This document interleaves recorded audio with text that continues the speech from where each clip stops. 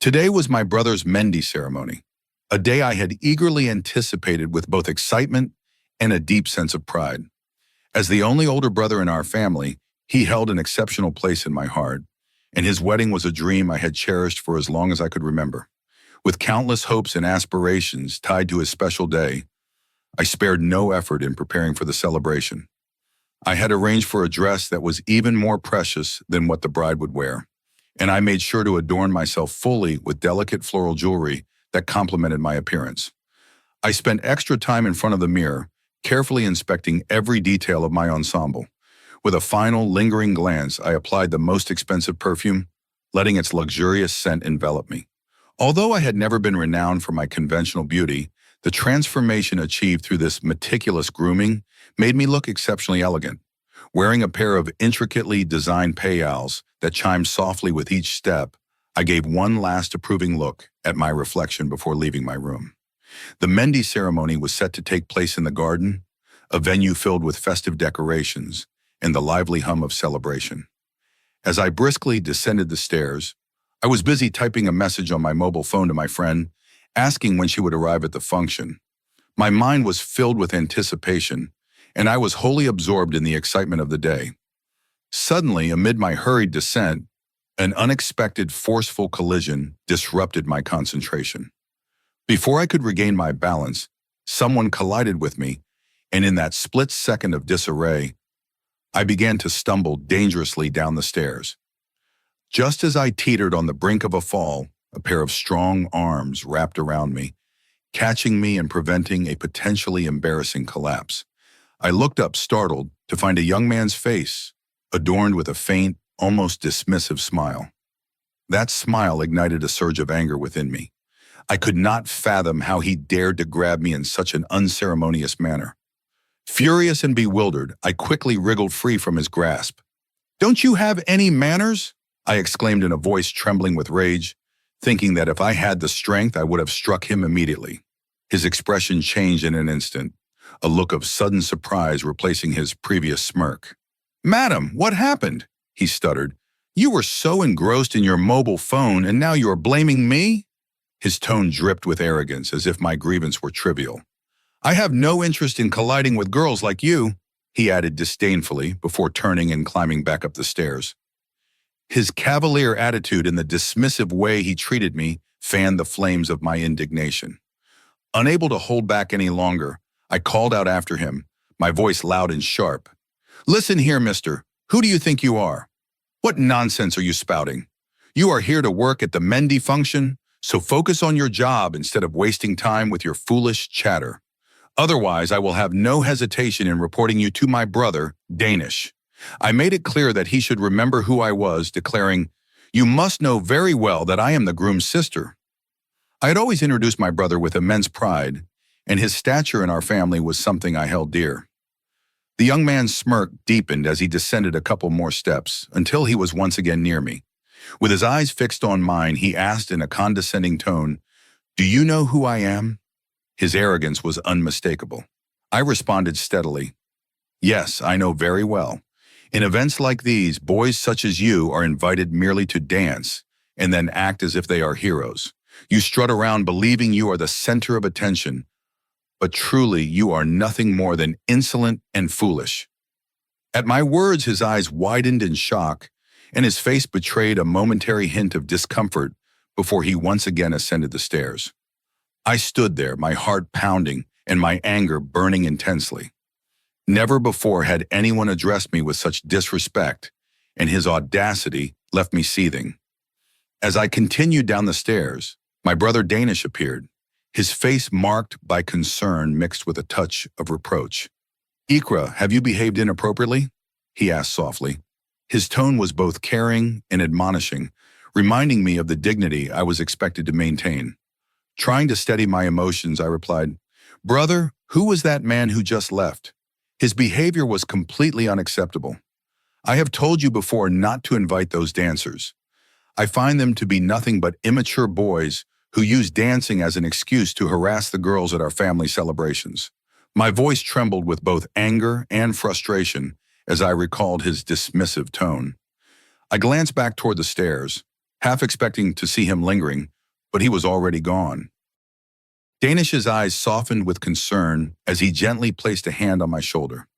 Ikra, you must always remember to carry yourself with dignity, he advised quietly. I understand your frustration, but let us not allow this one incident to spoil the day. Our family's honor and your own pride are far too important. Despite his soothing words, I could not easily dispel the memory of his haughty attitude and the sting of his careless remarks. As we walked into the garden, the festive ambiance around us began to take over. Yet the confrontation lingered in my mind like a shadow. I resolved that I would not allow such behavior to undermine my self-respect or tarnish the joyous spirit of the celebration. In that moment on the stairs, I had been forced to stand up for myself and assert my identity as the groom's sister, reaffirming the respect I deserved. Ikra, that's my boss, Ahan. I work at his company, and all of this, everything you see here, is thanks to him. The thing is, his personality is a bit unique. He treats everyone, even us workers, like any ordinary person. I invited him to the Mendi ceremony, and instead of relaxing like a guest, he just dove into the tasks as if he were one of the family. Even my father didn't realize who he was and sent him upstairs to get something from my room. I was heading there myself to find out what was taking him so long when this happened. Honestly, I feel so embarrassed. Father unwittingly put my boss to work, and on top of that, I can't imagine what you must have said to him. My brother's worried expression made me feel uneasy. I hadn't even considered the possibility that my brother's boss could be wandering around our house like an ordinary worker. I had gone so far as to call him a stage dancer. The moment I realized why he had given me that sarcastic smile, I bit my finger in regret. Brother, I've really messed up. I was engrossed in my phone, didn't notice him, and when we collided, he caught me before I could fall.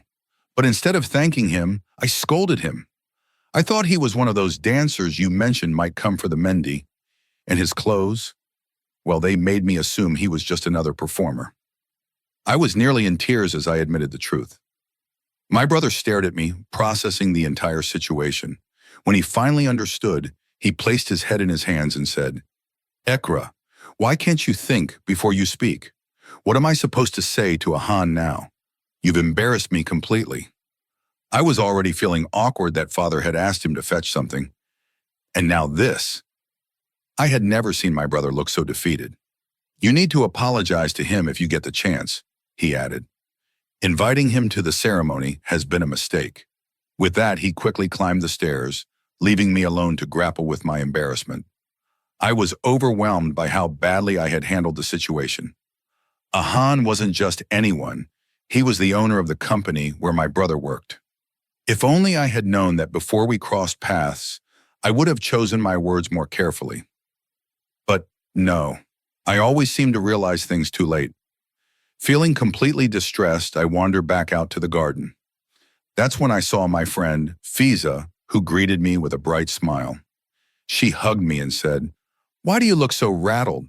It's your brother's wedding, not your sister's send-off. Are you already afraid of your future sister-in-law? Her teasing was light-hearted, but I couldn't even muster a smile. Instead, I kept twisting the corner of my dupatta around my fingers, the worry etched on my face. Tell me what's going on, Ikra. What's the matter? She prodded. I shot her an annoyed glance. It's all your fault. I told you to arrive on time, didn't I? But no, you just had to be late. If you'd been here when you were supposed to be, I wouldn't have been texting you, and none of this would have happened. What if he fires my brother because of what I said? Tears began to well up in my eyes. Fiza's playful grin faded as she realized how upset I truly was. Before she could say anything, I suddenly felt the presence of someone behind me. Turning around, I saw Ahan approaching. He seemed calm, his expression unreadable. I couldn't tell if he'd overheard my confession, but his sudden appearance made me more anxious. As I struggled to find the right words, he cleared his throat and asked, Do you need anything? Water? Juice, perhaps? His gaze lingered on my face, and I noticed a faintly amused smile playing on his lips. My heart sank as the weight of the situation bore down on me. Quietly, I said, I'm sorry. I didn't know who you were. My voice was so soft it felt like it could barely carry the words. His eyebrows lifted in surprise, and then he burst into laughter. "So Danish finally told you, huh?" he said, still chuckling. His laughter only deepened my sense of shame, and I lowered my eyes. For a few moments, neither of us spoke. When I glanced back up, I found myself staring at his face, those deep brown eyes framed by thick lashes and that unwavering smile. In that brief moment, it was as if I'd lost myself in his gaze. He snapped his fingers in front of me, bringing me out of my daze, and said with a hint of amusement, "If you need anything, just let me know. Besides being a stage dancer, I'm also a waiter at today's event." Flustered, I quickly shook my head in denial. Just then, my brother arrived, and he walked off to greet him. I took a deep, calming breath as he left, but Fiza, still curious, leaned in and asked, "Who was that? And what's the story behind this ridiculously handsome guy?" I shot her a sharp glance and replied, "Keep your mouth shut for once. I told you earlier to arrive on time, but you always have to show up last." Fiza was my childhood best friend, someone who had been with me through every high and low. We had attended the same college and stood by each other no matter what. However, one of her most infuriating habits was her constant tardiness. I couldn't help but think that her late arrival was at least partly responsible for everything that had happened today. Fiza shrugged off my annoyance, smiled mischievously, and said, "Fine, whatever. You look stunning today. Come on, let's take some pictures." She began snapping shots of both of us, but even as she clicked away, my eyes kept drifting back to where my brother's boss stood. He was helping the other servers with food and drinks, blending in so seamlessly that it was hard to believe he was the wealthy owner of a huge company. His humility left me surprised. There he was, in a simple black kurta and shalwar, wearing Peshawari sandals and a black shawl casually draped over his shoulders, looking no different from my brother's other friends. There was no trace of arrogance or pride in his demeanor. Instead, he moved effortlessly among the guests, greeting everyone with a warm smile and even helping my parents carry things. Meanwhile, I continued to sneak glances in his direction, amazed at how unassuming he seemed. Fiza, ever observant, nudged me and said, "What's going on? Are you just going to stare at him the whole time? You're not even telling me what's going on." Finally, I relented and told her the entire story.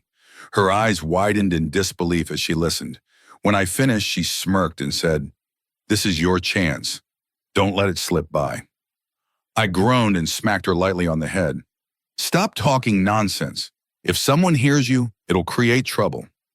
The evening wore on, and when the function ended, dinner was served for the family. My brother insisted that Ahan stay back for the meal, and that's how, for the first time, I found myself seated right next to him at the dinner table. Surrounded by my father, my brother, and a few of his close friends, we all began eating. As I focused on my plate, Ahan suddenly leaned slightly closer and said quietly, "Miss, your tongue usually moves quite fast. What happened on stage?" His teasing tone caught me off guard, and I glanced up at him, startled. A faint smile played on his lips. Embarrassed, I quickly looked down, concentrating hard on my food. My father, my brother, and the others were still at the table, so I felt too self-conscious to reply. I didn't know how to handle his remark, and I certainly didn't want to draw any attention to myself at that moment. In our family, my mother's absence had always been deeply felt. Since her passing, I had been the only girl in the house. As a result, my father and brother rarely let me out of their sight. They included me in every gathering, every family decision, and every event. At this table filled with men, most of whom I had known since childhood, I usually felt comfortable and secure. But Ahan was different. He was new, unfamiliar, and so unlike anyone I'd ever met. It made me nervous in ways I couldn't quite explain.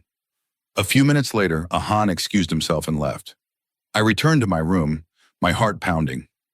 Despite my embarrassment, a strange mix of feelings stirred within me. I couldn't stop thinking about the day's events, and for the rest of the night, my thoughts were consumed by Ahan, his words, his smile, and the way he carried himself.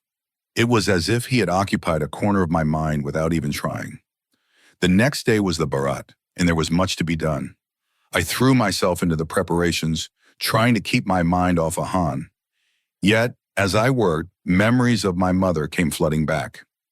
I found myself wiping away tears multiple times throughout the day. On an occasion as joyous as my brother's wedding, her absence felt more profound than ever.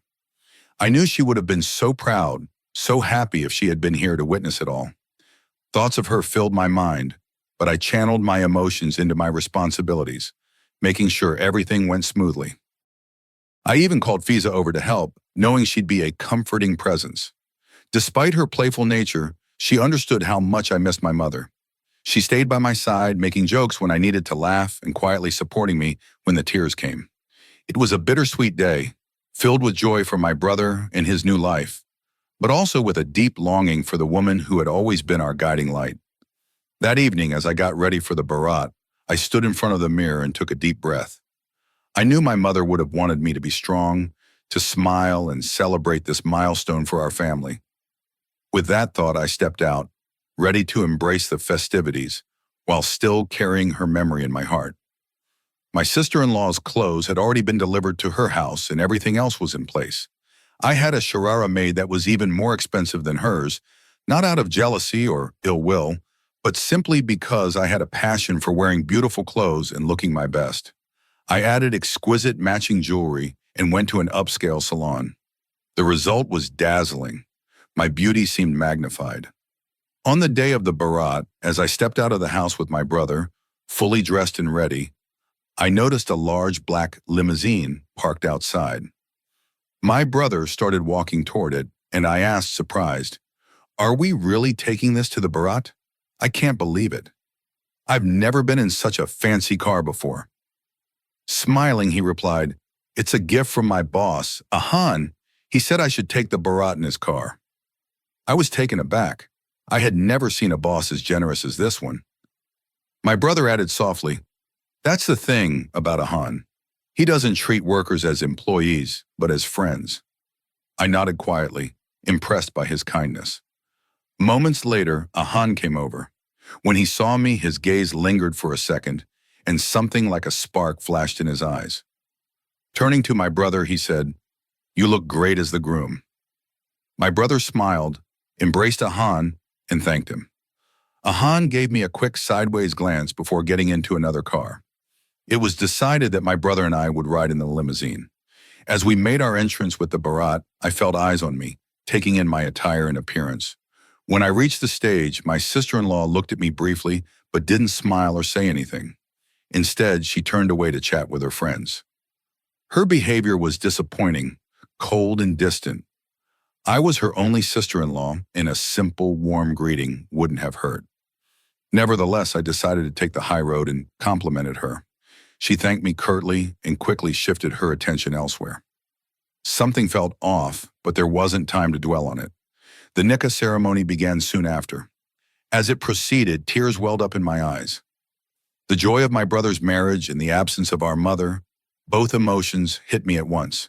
When the nikah was completed, I hugged my brother tightly, tears streaming down my face. It was a bittersweet moment. Once my brother and sister-in-law were seated on the stage, I stepped down.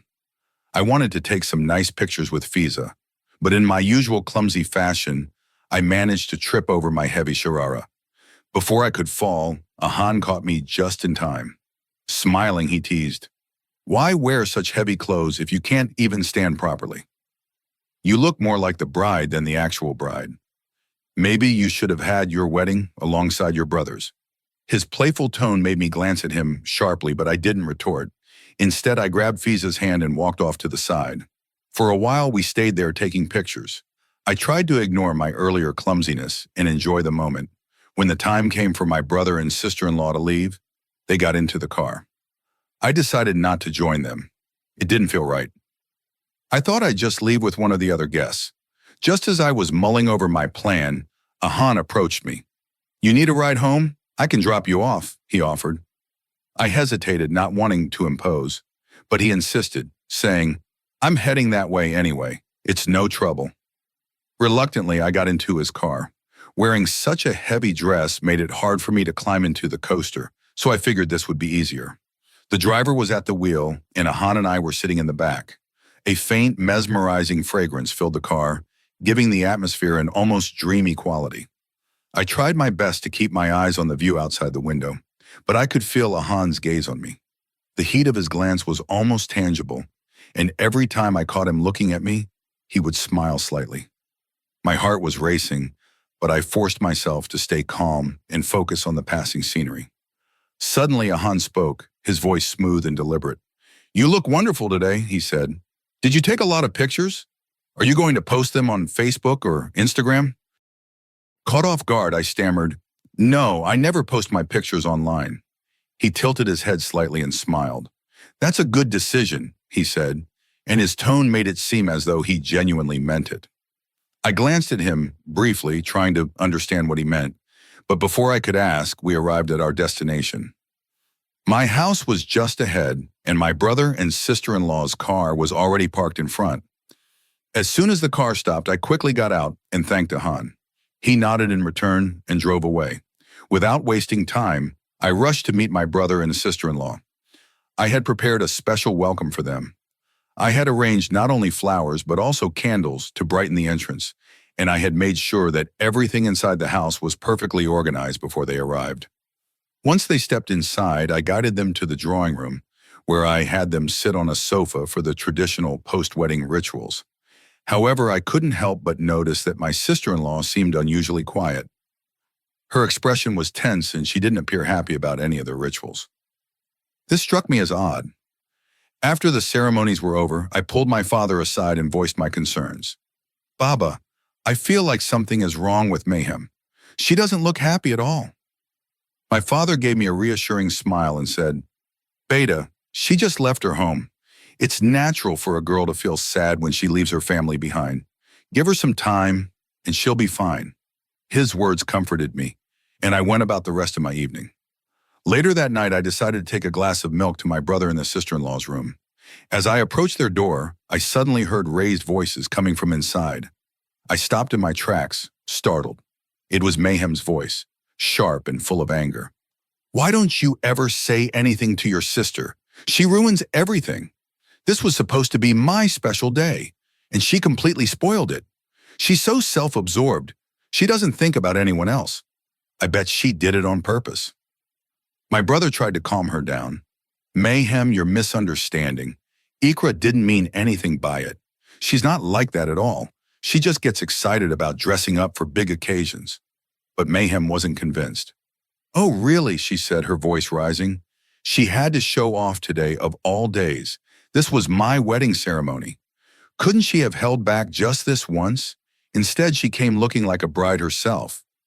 Everyone was staring at her.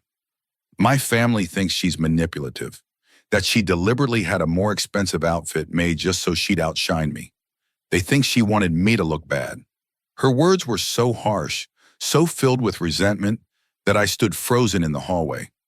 My hands trembled, and the tray I was holding slipped from my grasp. The glasses shattered on the floor, and the noise silenced the argument inside. The door opened, and my brother's face appeared. When he saw me standing there, clearly shaken, his expression changed to one of concern. "Ikra, are you all right? What happened?" I could barely speak, but he quickly stepped out and guided me away from the broken glass, leading me to my room. He sat me down on the bed and handed me a glass of water. "What's wrong, Gutty? Why are you so upset?" Tears streamed down my face as I struggled to find the words. Finally, I whispered, "I'm sorry, Mayhem. I didn't know that I caused you so much pain. I never meant for that to happen." Mayhem stood in the doorway, avoiding my gaze. My brother tried to soothe me. "Don't take Mayhem's words to heart. People say things at weddings to stir up trouble. It's unfortunate, but that's how it is. Mayhem should have handled it with more maturity." Although his words were meant to comfort me, the pain lingered. I hadn't intended to overshadow anyone, let alone Mayhem. I had simply wanted to look my best for my brother's big day. But now, hearing how my actions had been interpreted, I felt deeply ashamed. As much as I wanted to make things right, I didn't know if Mayhem would ever forgive me. It didn't matter whose outfit was more expensive, mine or Mayhem's. A bride is a bride, no matter what she wears. Even the simplest dress looks stunning when the one wearing it is the bride. Mayhem had chosen everything herself, and the sharara she picked was exactly what she wanted. My brother's stern voice cut through the tension as he directed his gaze at Mayhem. It's not Ikra's fault that the dress you liked happened to cost less. What does it matter? You're the bride, and you look beautiful. His words made Mayhem lower her eyes in embarrassment. She mumbled, I didn't mean it like that. It's just that my family kept pointing it out, saying that Ikra must have deliberately outdone me. I stepped forward and said softly, I understand I made a mistake. I'll be more careful in the future. But please don't hold any resentment in your heart against me. I don't have a mother anymore. I look up to you as one. I didn't expect what happened next. Mayhem hugged me, her tension melting away. She even apologized for her earlier behavior. In that moment, all the distance that had been growing between us vanished. I realized then how important it was that I'd spoken up. If I had kept my thoughts to myself, the resentment might have festered. Instead, acknowledging my mistake allowed us both to move forward. For her part, Mayhem seemed to recognize how destructive it had been to let her family's comments influence her. They had been needlessly critical, and it nearly caused a rift in our home. Thankfully, everything was resolved before it spiraled out of control. The next day was the Walima, and I deliberately toned down my preparations. I even changed into a simpler outfit at the last minute. When my brother found out, he came straight to my room. You're wearing the dress you had made, he said firmly. If my wife is the bride, my sister is no less than a princess. I want both of you to look stunning because you're both the most important parts of my life. I tried to protest, but then Mayhem came into the room. She gently placed a hand on my shoulder and said, Please don't punish me by not wearing your beautiful dress. You spent so much effort making it. Please wear it. Between her and my brother's insistence, I finally relented and changed back into my heavier, more elaborate outfit. When we arrived at the hall, my brother and sister-in-law made sure I was by their side. Ahan and his family arrived soon after. This time, Ahan brought his sister and mother with him. Both women were incredibly warm and kind, and their easy smiles put me at ease. I couldn't help but think how fortunate Ahan was to have been raised by such a loving mother. She radiated a quiet grace, free from arrogance or pride. It was clear that she had instilled those same values in Ahan. As the Walima drew to a close, Ahan's mother approached my father. She spoke with a gentle confidence that left me utterly stunned. We like Ikra very much for Ahan, she said. If you have no objections, we'd like to formally bring a proposal. I froze. Not only was I caught off guard, but my brother also looked completely shocked. My friend Fiza, who was standing right next to me, stared at me with wide eyes, as if I had been keeping some huge secret from her. But the truth was, I had no idea this was coming. I could hardly believe that someone as wealthy and accomplished as Ahan would want to marry someone like me, a girl of average looks and ordinary prospects. It felt surreal, almost impossible, as though my fate had suddenly taken an unexpected turn for the better. My father, however, didn't hesitate. With a welcoming smile, he told them they were more than welcome to visit. My brother, ever the protective one, turned to me and asked, What do you think, Ikra? Are you okay with this? I lowered my gaze and replied quietly, Whatever you all think is best, that's what I want. Ahan's mother and sister visited our home a week later with the official proposal. They brought gifts and sweets, and they spent the afternoon talking warmly with my father and brother. Ahan was there too, looking more relaxed than I'd ever seen him. It felt strange, yet comforting, to see him interacting so naturally with my family. It made the entire situation seem a little less surreal and a bit more real. Even Mayhem, who had been hesitant before, appeared genuinely happy for me. She smiled encouragingly whenever our eyes met, as if to say that she truly wished me well. As I sat quietly in the corner watching Ahan and his family, I realized that this wasn't just a random twist of fate. It was a blessing. I didn't have to try and impress anyone. I just had to be myself, and somehow that was enough. My sister-in-law welcomed them warmly, treating them with kindness and hospitality. Ahan's mother placed a gold ring on my finger and covered me with a dupatta. Even then, I couldn't quite grasp what was happening. Everything felt surreal. Once the traditional ceremonies were completed, the elders became engrossed in conversation. That's when my sister-in-law suggested, "Ikra, why don't you go upstairs with Ahan? The weather's lovely." I froze, surprised. Ahan's mother and sister exchanged knowing smiles and chimed in, "Yes, we adults will be busy talking. Why don't you two go ahead?" Ahan stood up without hesitation, and before I knew it, we were on the rooftop. I couldn't bring myself to meet his gaze. My mind raced, trying to understand what this moment meant. Then in a quiet voice that carried a weight I couldn't ignore, he said, "I want to erase every void in your life. I want to make you whole. I know you felt your mother's absence deeply, but when you come to my home, you'll find her presence in my mom." His words caught me off guard. I felt him gently take my hand. As I looked up, I saw something in his eyes that I hadn't noticed before, a deep, genuine affection. The happiness on his face left me speechless. How had I never realized he felt this way? When had it happened? I had experienced flickers of something similar before, moments where my heart seemed drawn to him. But I had always dismissed those feelings, thinking they were one-sided. I'd convinced myself that love for someone like Ahan was beyond my reach. Yet here he was, holding my hand, his emotions laid bare. He continued, "You mean more to me than I can express. I don't want you to feel like you're alone in this world anymore." His voice softened. "Will you give me a chance to fill that void?" I stood there, a rush of emotions flooding me. Suddenly, the uncertainties I had clung to began to fade. I realized that sometimes the things we think are out of reach are simply waiting for us to take a step forward. I looked back at him, my eyes meeting his, and in that moment, I knew I couldn't deny the bond that had quietly formed between us. "I don't know what I did to deserve someone like you," I finally whispered, "but if you're sure, then yes." His smile was radiant, and I could see the sincerity in his expression. For the first time, I allowed myself to feel the warmth of his affection without questioning it. We stood there under the open sky, a quiet breeze carrying away the doubts and fears I had held on to for so long. It felt like a fresh start, one I hadn't dared to hope for. And in that stillness, I realized that this unexpected love was exactly what I had been waiting for, even if I hadn't known it.